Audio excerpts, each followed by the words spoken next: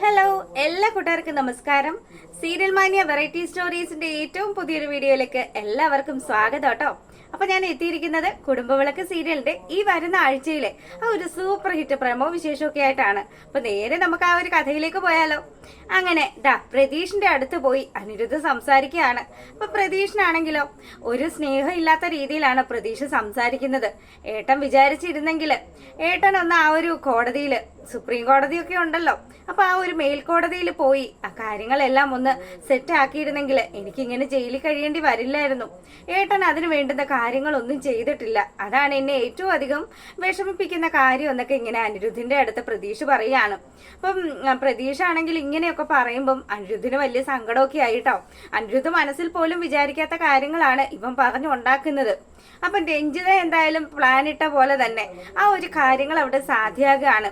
അപ്പൊ ഞാൻ സ്വരമോളെ സ്വന്തമാക്കും എന്നുള്ള പേടി കാരണമായിരിക്കും നിങ്ങൾ എന്നെ പുറത്തിറക്കാനുള്ള കാര്യങ്ങൾ ചെയ്യാത്തത് എന്ന് പ്രതീഷ് അനിരുദ്ധിന്റെ മുഖത്ത് നോക്കി സംസാരിക്കുകയാണ്. അപ്പൊ ഇത് കേൾക്കുമ്പോഴത്തേക്കിനും അനിരുദ്ധ് പറയുന്നുണ്ട്, പ്രതീക്ഷേ നീ പറഞ്ഞതൊക്കെ ശരിയായിരിക്കാം, പക്ഷെ അനിരുദ്ധ് അത്തരക്കാരനല്ല. ഞാൻ നിന്റെ ഏട്ടനും കൂടിയാണ്. നിന്റെ കുഞ്ഞിനെയാണ് ഞാൻ എന്റെ സ്വന്തം കുഞ്ഞായിട്ട് വളർത്തുന്നത്. ആ കുഞ്ഞിനെ നീ എപ്പോ ചോദിച്ചാലും തിരികെ തരാനുള്ള ഉത്തരവാദിത്വമൊക്കെ എനിക്കുണ്ട്. പക്ഷെ നിന്നെ ഇറക്കാതെ ഇരിക്കാനുള്ള ആ ഒരു കളികൾ കളിച്ചത് ഞാനാണെന്നൊക്കെ പറഞ്ഞു കഴിഞ്ഞാൽ അതെനിക്ക് സമ്മതിച്ചു തരാൻ പറ്റില്ല എന്ന് പറയാണ്. അപ്പം നിന്റെ കുഞ്ഞാണ്, നീ എപ്പോൾ ആവശ്യപ്പെട്ടാലും ഞാൻ ആ കുഞ്ഞിനെ നിനക്ക് തിരികെ തരാം. എന്തായാലും ആ ഒരു കുഞ്ഞിന് വേണ്ടിയിട്ടാണ് ഞാനും അനന്യയും ഇപ്പം ഒരുമിച്ച് ജീവിക്കാനൊക്കെ തയ്യാറായിരിക്കുന്നത്. അപ്പൊ ഈ കാര്യങ്ങളൊക്കെ കേൾക്കുമ്പോൾ പ്രതീക്ഷ ആണെങ്കിൽ മനസ്സിൽ മുഴുവൻ രഞ്ജിത വെച്ചു കൊടുത്തിരിക്കുന്ന ആ ഒരു ഏഷണിയാണ് ഇരിക്കുന്നത്. അതുകൊണ്ട് തന്നെ എനിക്കിനി കൂടുതലൊന്നും ഏട്ടനോട് സംസാരിക്കാനില്ല, ഞാൻ പോകുകയാണ് എന്നും പറഞ്ഞ് സമയം കഴിയുന്നതിന് മുന്നേ അനിരുദ്ധിനോട് ദേഷ്യപ്പെട്ടുകൊണ്ട് പ്രതീക്ഷ അങ്ങ് കയറി പോവാണ്. അപ്പൊ ഈ സമയത്താണെങ്കിലോ അനിരുദ്ധ ഓരോ കാര്യങ്ങളും ഇങ്ങനെ ആലോചിക്കുകയാണ്. താനും തന്റെ അനിയനും അനിയത്തിയും അതുപോലെ അമ്മയും അച്ഛനും ഒക്കെ ആയിട്ട് എത്ര ഹാപ്പി ആയിട്ടാണ് ജീവിച്ചിരുന്നത്. അപ്പം അവിടെ നിന്നും തന്റെ ജീവിതം എത്ര പെട്ടെന്നാണ് താൻ ഉദ്ദേശിക്കാത്ത രീതിയിൽ കാര്യങ്ങളെല്ലാം മറിഞ്ഞു പോയത് എന്നുള്ള കാര്യം ഇവൻ ഇങ്ങനെ ആലോചിച്ച് നിൽക്കുകയാണ്. അങ്ങനെ അനിരുദ്ധ് വീട്ടിലെത്തിയ പാടെ തന്നെ സ്വരമോളാണെങ്കിൽ ഓടി വരുന്നുണ്ട്. ഡാഡി പറഞ്ഞല്ലോ നമ്മളുടെ ഒരു വീടിന്റെ കാര്യം, ആ വീട് ശരിയായോ ഡാഡി എന്ന് ചോദിക്കുകയാണ്. അപ്പൊ കുഞ്ഞിങ്ങനെ പറയുമ്പോഴത്തേക്കിനും അനിരുദ്ധ് പറയുന്നുണ്ട്, മോള് പേടിക്കൊന്നും വേണ്ട, അതിനുള്ള കാര്യങ്ങളെല്ലാം ഡാഡി റെഡിയാക്കിയിട്ടുണ്ട്. അപ്പൊ നമുക്ക് എത്രയും പെട്ടെന്ന് തന്നെ അച്ഛനും മോളും അതുപോലെ തന്നെ അമ്മയും കൂടി അങ്ങോട്ട് മാറുമെന്ന് പറയാണ്. അപ്പൊ കുഞ്ഞിന് ഒരുപാട് സന്തോഷമായി കേട്ടോ. ഇതൊക്കെ ഇവര് വർത്താനം പറഞ്ഞുകൊണ്ടിരിക്കുമ്പോഴത്തേക്കിനും വിശ്വനും അതിനിടയിലേക്ക് വരുന്നുണ്ട്. അപ്പൊ വിശ്വം വരുമ്പോഴത്തേക്കിനും കുഞ്ഞാണെങ്കിൽ പിന്നെ അമ്മച്ചിയമ്മ പറഞ്ഞതനുസരിച്ച് തന്നെ ഈ സംഭവങ്ങളൊന്നും നമ്മുടെ അനിരുദ്ധിന്റെ അടുത്ത് പറഞ്ഞിട്ടില്ലല്ലോ. അതുകൊണ്ട് ഈ കുഞ്ഞാണെങ്കിൽ എനിക്ക് അച്ഛനോടൊരു കാര്യം പറയാനുണ്ട്. അതെ, എന്റെ ടീച്ചറും അതുപോലെ തന്നെ അച്ഛന്റെ അമ്മയുണ്ടല്ലോ, എന്റെ അച്ഛമ്മയും ഒരേ മുഖച്ഛായ ഉള്ളവരാണ്. എന്റെ ടീച്ചറിന്റെ അതേ ഫേസ് തന്നെയാണ് അച്ഛന്റെ അമ്മയ്ക്ക് എന്നുള്ള കാര്യം കുഞ്ഞു പറയാണ്. അപ്പൊ അനിരുദ്ധ് പറയുന്നുണ്ട്, മോൾ ഏത് ടീച്ചറിന്റെ കാര്യം പറയുന്നത്? അതെ, എന്റെ മ്യൂസിക് ടീച്ചർ ഉണ്ടല്ലോ, മ്യൂസിക് ടീച്ചറിനെ കുറിച്ചിട്ട് ഞാൻ അച്ഛനോട് പറഞ്ഞിട്ടില്ലേ, ഒരു ദിവസം മ്യൂസിക് ടീച്ചറിന്റെ വീട്ടിൽ പോകാന്നുള്ള കാര്യമൊക്കെ ഞാൻ പറഞ്ഞതാണ്, അച്ഛൻ മറന്നുപോയെന്ന് ചോദിക്കുകയാണ്. അപ്പൊ കുഞ്ഞായതുകൊണ്ട് തന്നെ ഇവൾക്ക് എന്തെങ്കിലും ചെറിയ രൂപസാദൃശ്യം തോന്നിയതായിരിക്കും എന്ന് വിചാരിച്ച് അനിരുദ്ധ് ഇത് തള്ളിക്കളയുന്ന സമയത്താണെങ്കിൽ കാര്യങ്ങൾ കൈവിട്ടു പോയി എന്ന് മനസ്സിലാക്കിയ നമ്മുടെ ആ ഒരു വിശ്വനാണെങ്കിലോ കുഞ്ഞിനെ പെട്ടെന്ന് തന്നെ അങ്ങ് വാരിയെടുക്കുകയാണ്. ദേ മോളെതാ മോളുടെ മമ്മി തിരക്കുന്നുണ്ട്, എന്തൊക്കെയോ ഫുഡൊക്കെ എടുത്തു വെച്ചിട്ടാണ്, മോൾ അത് കഴിക്കാതെ ഇവിടെ വന്ന് നിൽക്കുകയാണോ എന്ന് ചോദിച്ച് പെട്ടെന്ന് തന്നെ കുഞ്ഞിനെ അവിടെ നിന്ന് എടുത്തുകൊണ്ട് പോവുക. ഈ സമയത്താണെങ്കിലോ അനിരുദ്ധ് ഇങ്ങനെ ഓരോ കാര്യങ്ങൾ ആലോചിക്കുകയാണ്. തനിക്ക് എപ്പോഴും തോന്നാറുള്ളത് പോലെ തന്നെ തന്റെ അമ്മ മരണപ്പെട്ടിട്ടില്ല എന്നുള്ളൊരു തോന്നലാണ് അനിരുദ്ധിന്റെ മനസ്സിൽ അപ്പോൾ ഉണ്ടാവുന്നത്. അങ്ങനെ വളരെ വിഷമിച്ച് ഇപ്പതാ പ്രതീക്ഷ ഈ ഒരു രീതിയിൽ പെരുമാറുന്നു. തന്റേതാന്ന് വിചാരിച്ച് വളർത്തിയ കുഞ്ഞിനെ നഷ്ടപ്പെടുമോ എന്നുള്ള ടെൻഷനൊക്കെ അനിരുദ്ധിന് ഇങ്ങനെ അലട്ടിക്കൊണ്ടിരിക്കുകയാണ്. അപ്പൊ ഈ സമയത്താണെങ്കിൽ നമ്മളെ കാണിക്കുന്നത് രഞ്ജിതയുടെ വീടാണ്. രഞ്ജിതയുടെ വീട്ടിൽ രഞ്ജിതയാണെങ്കിലും വേണ്ടുന്ന കാര്യങ്ങളെല്ലാം സുമിത്രയെ എങ്ങനെയെങ്കിലും ഇവിടെ നിന്ന് അടിച്ചിറക്കണമല്ലോ. അപ്പൊ സരസ്വതിയമ്മയാണെങ്കിൽ കാലും കൈയും ഒക്കെ വയ്യാതെ ഇങ്ങനെ കിടപ്പുവാണ്. അപ്പൊ എത്രയും പെട്ടെന്ന് തന്നെ ഇവളെ ഇവിടുന്ന് പറഞ്ഞു വിട്ടില്ലെങ്കിൽ അവൾ ഈ വീടിന്റെ അസ്ഥിവാരം തോണ്ടുമെന്ന് നല്ല രീതിയിൽ തന്നെ നമ്മുടെ രഞ്ജിതയ്ക്ക് മനസ്സിലായി.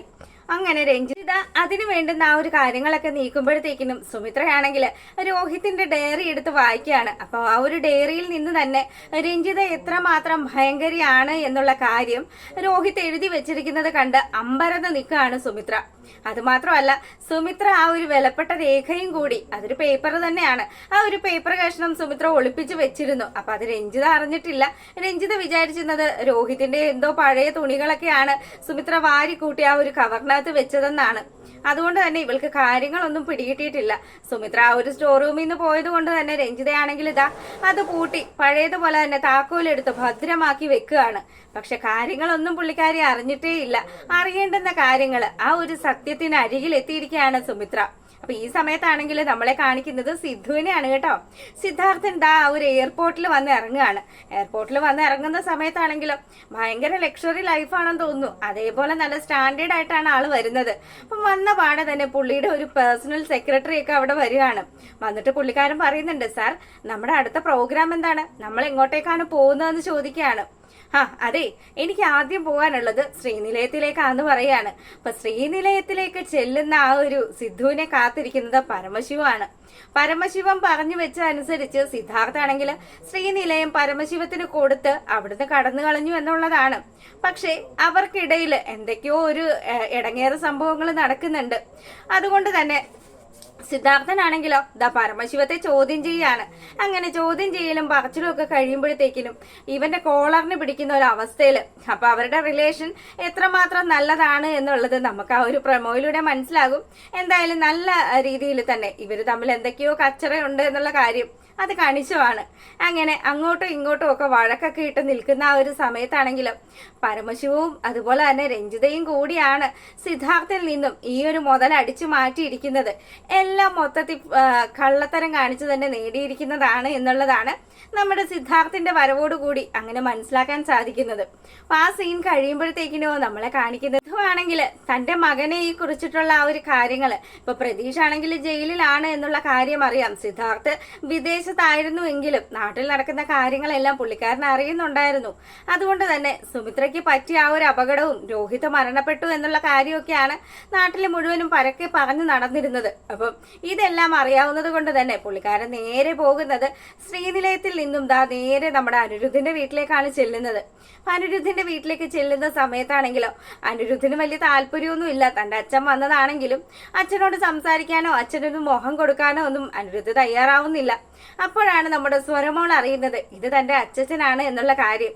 സ്വരമോള് പ്രതീഷിന്റെ ആ ഒരു സ്വര തന്നെയാണ് എന്ന് അറിഞ്ഞ നമ്മുടെ സിദ്ധു ആണെങ്കിലോ കുഞ്ഞിനെ വാരിയെടുത്ത് ഉമ്മ കൊടുക്കുകയാണ്.